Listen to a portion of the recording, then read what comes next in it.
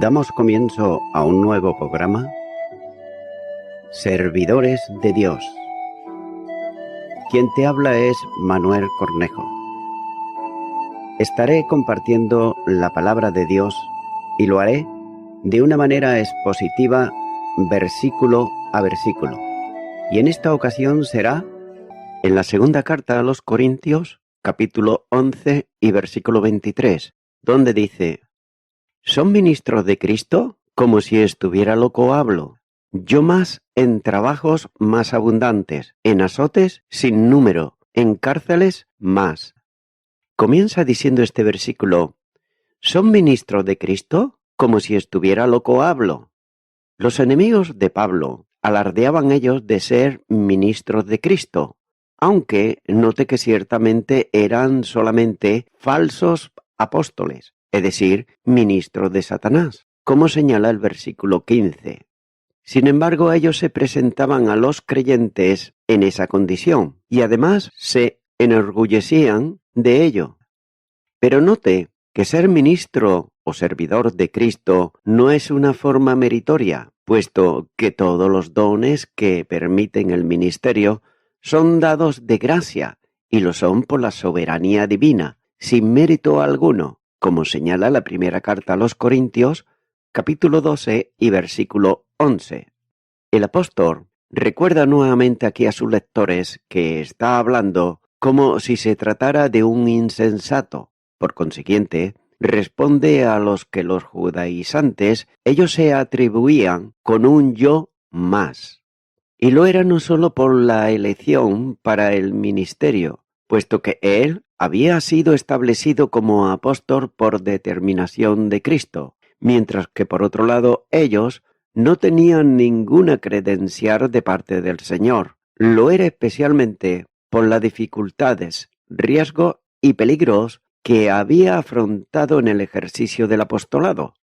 Note cómo ellos alardeaban de la condición de apóstoles, pero no estaban, sin embargo, autentificados en los sufrimientos y privaciones propias del servidor de Jesús. Él había señalado 3 características para sus seguidores. Por ejemplo, la primera, sufrir como Él.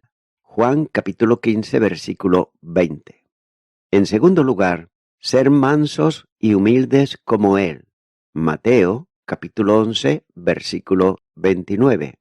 Y en tercer lugar, hacer del servicio su objeto principal en forma entregada y desinteresada.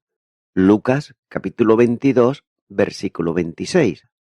En base a esto, Pablo afirma que es más ministro que aquellos para los cuales pasa a detallar algunos de los sufrimientos pasados por el servicio de Cristo.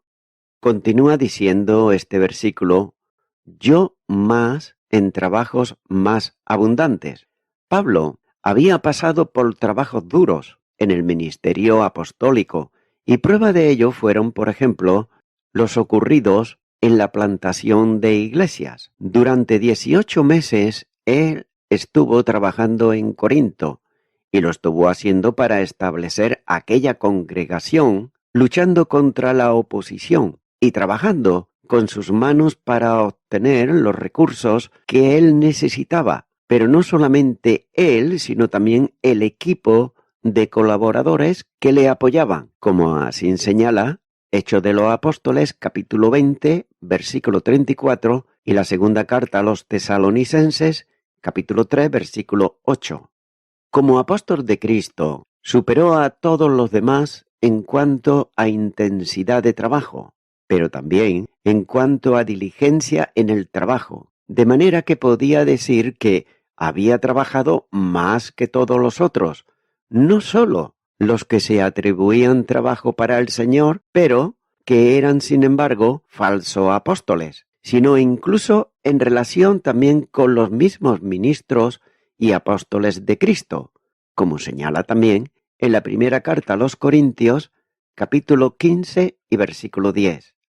Es suficiente con la lectura de los relatos sobre su vida ministerial para darse cuenta de cuán arduamente estuvo trabajando. Y note que enseñaba todos los días a los creyentes de casa en casa. Hechos de los Apóstoles, capítulo 20 y versículo 20. Tampoco dejaba de predicar el Evangelio a todos, tanto judíos como griegos. Hechos de los Apóstoles, capítulo 20, versículo 21. También se preocupaba de enseñar las Escrituras cada día, si era posible, en la sinagoga del lugar donde estaba o, en caso contrario, en algún lugar, como fue, por ejemplo, la escuela de Tirano. Hechos de los Apóstoles, capítulo 19, y los versículos 8 y 9. También continuamente oraba por cada una de las iglesias que había visto nacer, implorando la ayuda y cuidado y también bendición de Dios sobre ellas. Versículo 28. Pero note que nada de esto podían decir los que se presentaban a sí mismos como grandes apóstoles sin serlos. Sigue diciendo este versículo, en azotes sin número. Era también más que ellos en cárceles. Según sea la alternativa de lectura, aparece ante azotes, pero en cualquier caso están ambas, ya que Pablo había estado en prisiones y lo había hecho en muchas ocasiones.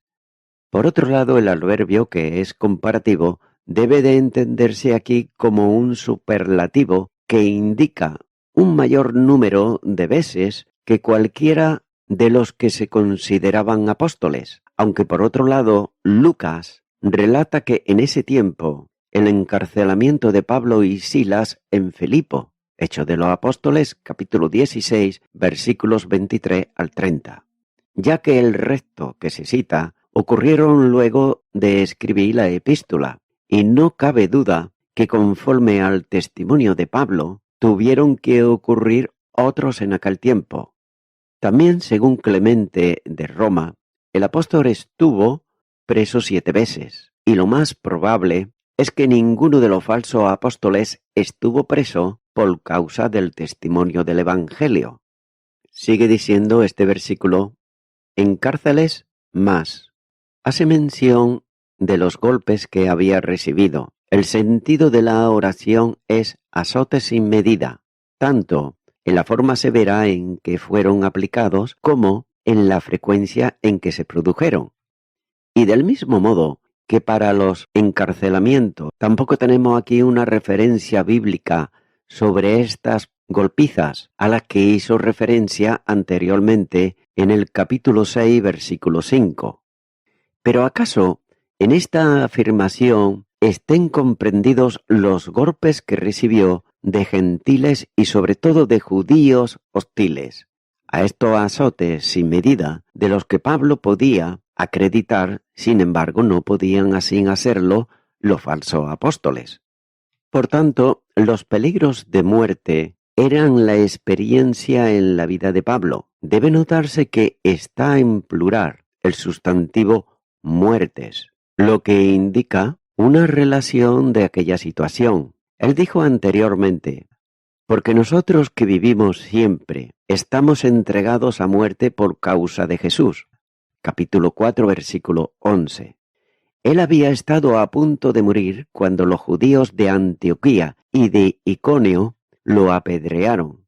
Hechos de los Apóstoles, capítulo 14, versículo 19. También había estado continuamente en peligro de muerte, cosa que ninguno de los falsos apóstoles tenía como experiencia personal. Continuar con el versículo 24, donde dice, de los judíos 5 veces he recibido 40 azotes menos 1. No se registra esto tampoco en el Nuevo Testamento, pero el testimonio del apóstol es verdadero, porque de lo contrario, sus adversarios hubieran podido probar que no era cierto. Por tanto, quiere decir esto que cuando escribía la epístola ya había sido azotado 5 veces por los judíos. Se le aplicaba este castigo a quien había cometido falta grave, que no era considerado como digno de muerte en la ley, ya que la pena máxima establecida para los azotes era 40, como señala Deuteronomios capítulo 25 y versículo 3. Habitualmente se había usado una vara para aplicar el castigo, pero según la historia, en el tiempo del apóstol Pablo se hacía con un látigo de 3 cuerdas, con lo que se daban solo 13 golpes, de los cuales 4 o 5 eran en el pecho y el resto en la espalda. Nótese que este castigo también se solía practicar en la sinagoga. De ahí la advertencia del Señor Jesús a los fariseos sobre el trato que darían a los profetas cuando dijo: «Y a otro azotaréis en vuestras sinagogas». Mateo capítulo 23 versículo 34. Esto solía ocurrir bajo el control de los escribas y los fariseos, y el mismo Pablo da testimonio también de sus acciones en contra de los cristianos de este modo, cuando dice: «Persiguía yo este camino hasta la muerte, prendiendo y entregando en cárceles a hombres y mujeres, y azotaba en todas las sinagogas a los que creían en ti». Hechos de los Apóstoles, capítulo 22, versículo 4 y versículo 19. Note que Pablo no solamente había practicado esto, sino que había presenciado también la administración de esta pena en sus tiempos de perseguidor, como dice Hechos de los Apóstoles, capítulo 26 y versículo 11. Para no exceder del número de azotes permitidos, se quedaban siempre en 39 azotes. Aquí, en este caso, 40 menos 1. Continúo ahora con el versículo 25, donde dice: «3 veces he sido azotado con varas, una vez apedreado, 3 veces he padecido naufragio, una noche y un día he estado como náufrago en alta mar». Comienza diciendo este versículo: 3 veces he sido azotado con varas. Continúa aquí Pablo poniendo delante de los lectores algunos de los conflictos y también dificultades ocurridas en su ministerio, ya que hace referencia a las 3 veces que fue azotado con varas. Hay un testimonio escrito de esto que había ocurrido en Filipos, donde, ante el tumulto generado por los judíos, los magistrados de la ciudad ordenaron azotarle con varas. Hechos de los Apóstoles, capítulo 16, versículo 22. Y sufrió ese castigo, aunque como ciudadano que era romano, no podía imponérsele sin juicio previo, como señala también Hechos de los Apóstoles, capítulo 16, versículo 37. Sin duda alguna, los golpes no estaban limitados, como en el caso de los judíos, pero con toda seguridad no habían pasado por esto los judaizantes que le acusaban de modo que era mayor que ellos en este sentido. Sigue diciendo este versículo: «una vez apedreado». Aquí Pablo señala la experiencia de ser apedreado, literalmente lapidado, cuyo testimonio está recogido como uno de los hechos ocurridos en la ciudad de Listra. Hechos de los Apóstoles, capítulo 14, versículo 19. Esta acción fue promovida por los judíos de Antioquía y de Iconio, que persuadieron a la multitud y apedrearon a Pablo. Note que fue sin duda una auténtica lapidación, puesto que lo dejaron como muerto. Era, según la ley, el castigo máximo que se aplicaba a quienes blasfemaban el nombre de Dios, como así señala Levíticos capítulo 24 y versículo 16. Pablo recibió en sí mismo lo que había consentido y aprobado para Esteban, como dice Hechos de los Apóstoles capítulo 6, versículo 11 y capítulo 7, versículo 57 en adelante. Por tanto, los judaizantes, ellos no podían presentar algo semejante en su experiencia, y en lugar de denigrar a Pablo, debieran ellos de haberle pedido perdón por lo que los indignos de su misma nación hicieron por odio con él. Sigue diciendo este versículo: 3 veces he padecido naufragio.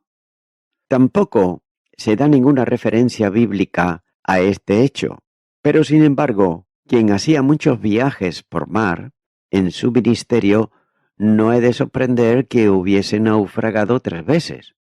Ahora bien, ¿cuál de los intrusos, es decir, de los falsos apóstoles en Corinto, tenía esta experiencia de naufragio? Sigue diciendo este versículo: una noche y un día he estado como un náufrago en alta mar. Posiblemente, en uno de esos naufragios estuvo el apóstol durante un día entero a merced de las olas, agarrado con seguridad a alguno de los restos del barco naufragado. El sentido de la oración es que estuvo náufrago durante un día en alta mar. Por otro lado, en el texto griego se lee día y noche. También es una expresión típica de los judíos para referirse a 24 horas de un día. Pero note que los judaizantes que acusaban a Pablo, procurando desprestigiarle delante de los creyentes de la iglesia en Corinto para que no le recibiesen como apóstol, ellos se jactaban de su condición y ponían delante de todos sus excelencias, pero sin embargo carecían de respaldo, porque no tenían la experiencia propia del trabajo apostólico y del compromiso con la fe que el apóstol Pablo podía presentar. Continuar con el versículo 26, donde dice: en caminos muchas veces, en peligros de ríos, peligros de ladrones, peligros de los de mi nación, peligros de los gentiles, peligros de la ciudad, peligros en el desierto, peligros en el mar, peligros entre falsos hermanos. Comienza diciendo este versículo: en caminos muchas veces. El apóstol era un viajero incansable. En ocasiones, su viaje eran del ministerio, abriendo puertas al evangelio en tantos lugares, y otras veces viajaba escapando de alguna persecución. Note que viajar entonces era algo muy fatigoso y en momentos también peligrosos, como menciona en lo que sigue. Los viajes entre un lugar y otro, aunque para el tiempo actual puedan parecer ahora sin embargo cortos, eran sin embargo para aquellos tiempos largos, teniendo en cuenta que la medida de distancia a recorrer a pie en cada día, siempre que el caminante fuese un caminante bueno, era aproximadamente de unos 30 kilómetros diarios. Pero en ocasiones resulta asombroso que un hombre como Pablo pudiera hacer un camino a pie en la distancia que había, por ejemplo, entre Jerusalén y Éfeso, que era de unos 1500 kilómetros, como señala Hechos de los Apóstoles, capítulo 18 y los versículos 18 al 23. Pero note que es cierto también que algunos tramos eran por mar, pero sin embargo la distancia era sorprendentemente larga. Por consiguiente, los viajes representaban un serio trabajo para él. Continúa diciendo este versículo: en peligros de ríos.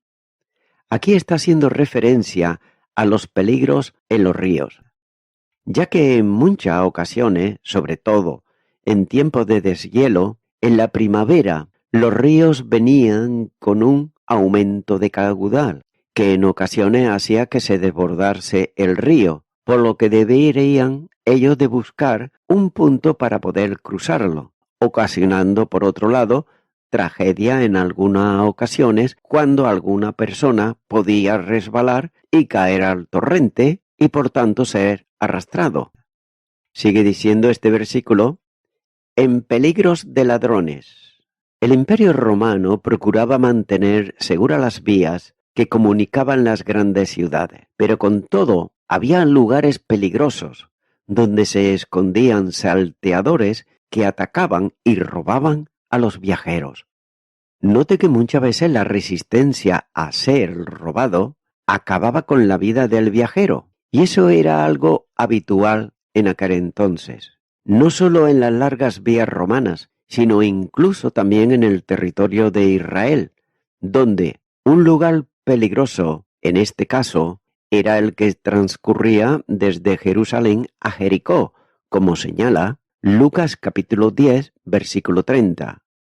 El camino entre las dos ciudades pasaba por un desfiladero rocoso, y ese tramo era sumamente peligroso, porque se producían allí numerosos asaltos a quienes iban por él, de modo que esos actos violentos le dieron a una parte de ese camino el nombre de Ascensus Adomim. Como tantos viajeros, también Pablo estaba en situación límites recorriendo esos caminos.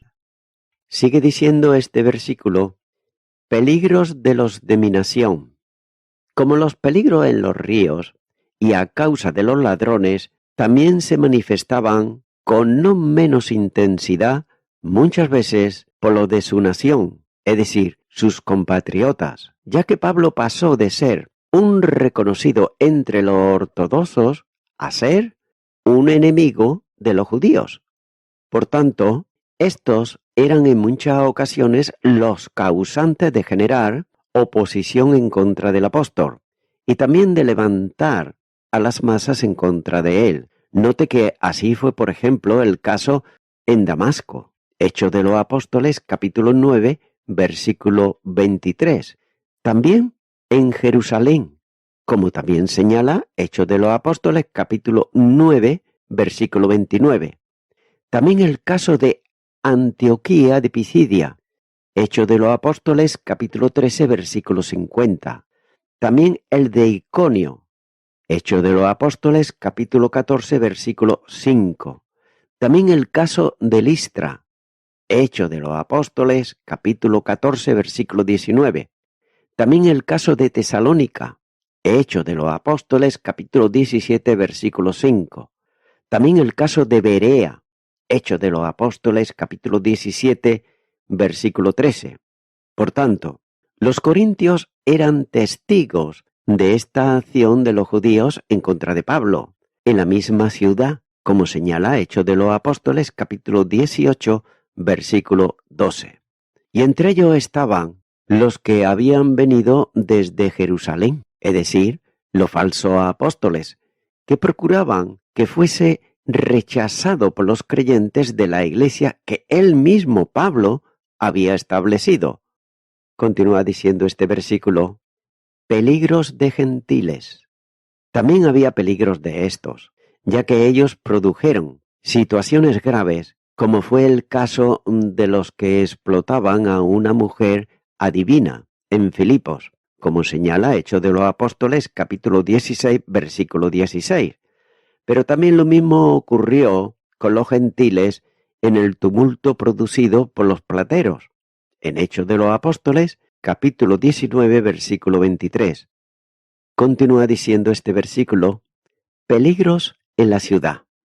Note que también los peligros estaban ahí, ya que en algunas de ellas se había preparado a gente armada para apresarlo y darle muerte a Pablo, como fue en Damasco, donde el gobernador del rey Aretas guardaba la ciudad y Pablo tuvo que salir de ella siendo bajado por el exterior de la muralla en una cesta, como señala el capítulo 11, los versículos 32 y 33. Sigue diciendo este versículo: peligros en el desierto.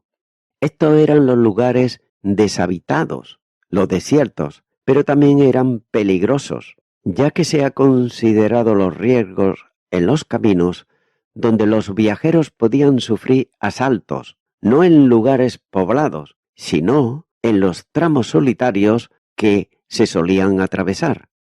Sigue mencionando este versículo: peligros en el mar. Se mencionó anteriormente las experiencias personales de grave riesgo en los viajes por el mar, pero no es necesario tampoco extenderse más aquí, porque ya se hizo referencia a los naufragios, y no era necesario que estuviese náufrago para entender que la navegación entonces entrañaba siempre serios riesgos, tanto por los temporales que se producían como por las naves que tenían que afrontarlo. Continúa diciendo este versículo: peligros entre falsos hermanos. Aquí el apóstol cierra la relación de peligros que había afrontado, refiriéndose a los que le producían los falsos hermanos. Y estos eran los que se presentaban como creyentes en Cristo, pero cuya intención no era otra que entregarlo en manos de sus enemigos. ¿Acaso se tratara también de envidiosos en contra de él, como era, por ejemplo, el partido de oposición de la iglesia en Corinto? Pero lo más consonante con el texto bíblico es que fuesen los judaizantes, que se daban el calificativo de hermanos, y además convivían con los cristianos, pero sin embargo ellos no eran creyentes. Se trataba así pues de judíos que se habían hecho cristianos nominales en Corinto. Se presentaban como apóstoles, pero eran emisarios de Satanás, ya que eran simples religiosos, pero no creyentes, nacidos del Espíritu y libres de las tradiciones por la acción del Espíritu Santo, semejantes a las personas a las que el Señor hace referencia, por ejemplo, en el Sermón del Monte, en Mateo capítulo 7 y los versículos 21 al 23, ya que Jesús habló de ellos como de quienes reconocen su señorío, además considerándolo como el Mesías, es decir, eran los que usaban continuamente el nombre del Señor, pero sin embargo lo desconocían personalmente como Salvador. Pudiera ser que estos pasasen entre el pueblo de Dios como parte del mismo, pero si no conocían a Jesús como Salvador, estaban en una situación de condenación eterna. Estos, a quienes Pablo llama falsos hermanos, eran enemigos de la cruz de Cristo. Filipenses capítulo 3 versículo 18. Él los sitúa en el grupo de peligrosos, a quienes resistía firme como infiltrados en las iglesias, ya que eran falsificadores para quienes la libertad del Evangelio no significaba para ellos absolutamente nada. Por tanto, procuraban atraer a los creyentes, especialmente los que procedían de la misión a los gentiles que habían alcanzado la libertad en Cristo. A la esclavitud los llevaban ellos, otra vez de nuevo, del legalismo, representando un serio peligro para la Iglesia, pero más directamente para el apóstol, que se oponía a ellos y también a sus doctrinas, por lo que se había convertido en su principal enemigo. Y voy concluyendo con esto.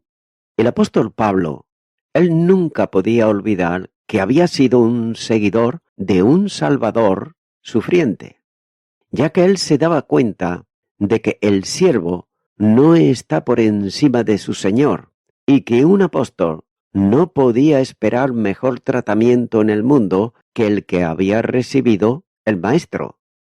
Pablo contaba que cuanto más fielmente se sirviese a Cristo y reprodujese al Salvador, tanto más abundantemente sufriría a mano de los hombres, ya que para él el sufrimiento era la marca o distintivo de los siervos de Cristo. Amigo y amiga oyente, el sufrimiento es algo que toda persona tratamos de eludir, tanto cuanto ese sufrimiento es por causa de otra o de varias personas.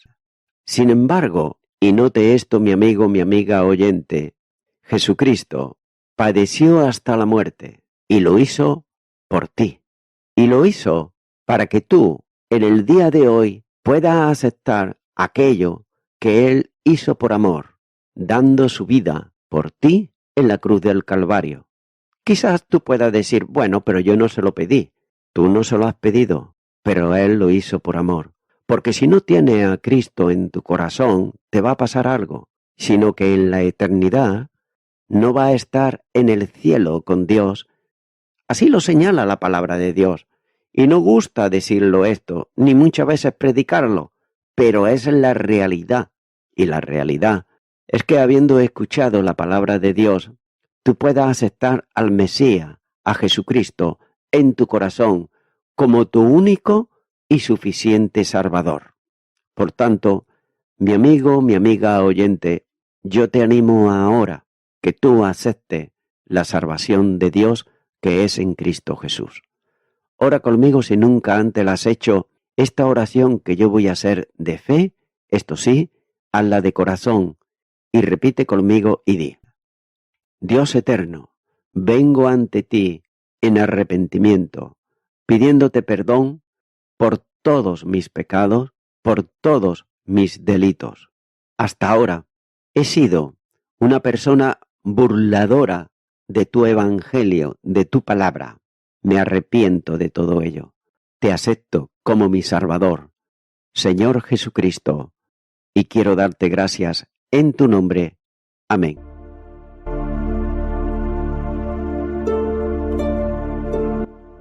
Amigo y amiga oyente, si tú has hecho esta oración de corazón, te recomiendo que comiences a orar a Dios, en primer lugar, en el nombre del Señor Jesucristo.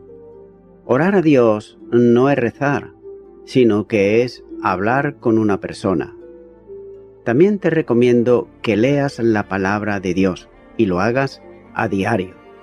Comienza, por ejemplo, con el Nuevo Testamento. Y también, por último, te recomiendo que para que puedas crecer espiritualmente, te congregues en una iglesia cristiano-evangélica, donde se predique, se enseñe y se practique la sana doctrina y la palabra de Dios. Congrégate ahí y con el tiempo podrás crecer espiritualmente y también servir al Señor Jesucristo. Que Dios te bendiga. Y a toda la audiencia, nuevamente ya me estoy despidiendo de todos ustedes y será hasta el próximo programa. Que Dios os bendiga a todos.